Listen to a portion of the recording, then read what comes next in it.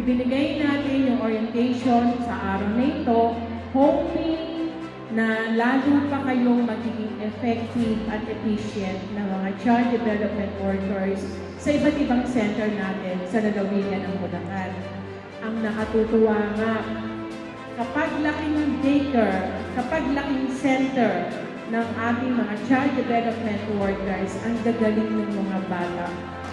Napakagandang resulta ng mga nagtatapos sa ating mga centers, yung quality ng pagtuturo na ginagawa ninyo.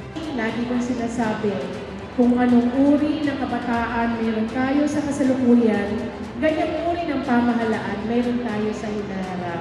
Kaya tuloy-tuloy tayong maging bahagi ng pagmumodel ng kaisipan ng ating mga kabataan. Dapat walang kabataang napag-iwanan dahil dapat bawat kabataang Bulakenyo dapat may bukas ulit. Dapat walang kahit na isang kabataang napag-iwanan. So, una ay maraming salamat sa mga child development workers natin. So, thank you sa inyong serbisyo sa ating mga kababayan. Lalo na sa mga bata, kayo yung fondasyon ng mga batang mag-aaral. Ngayon talaga very challenging. Alam niyo kung bakit? Kasi maraming mga bata ngayon na hindi alam ng mga magulang na nasa spectrum. Kaya mahanga ako sa inyo.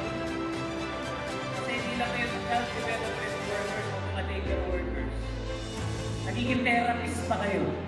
So sabi ko po, baka pwede, maglagay na rin tayo ng libreng therapy sa mga bata dito sa provincial government.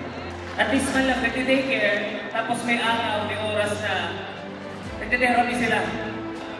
So, mangyayari, magkakatulungan tayo. God bless you, mag-ingat nyo lang.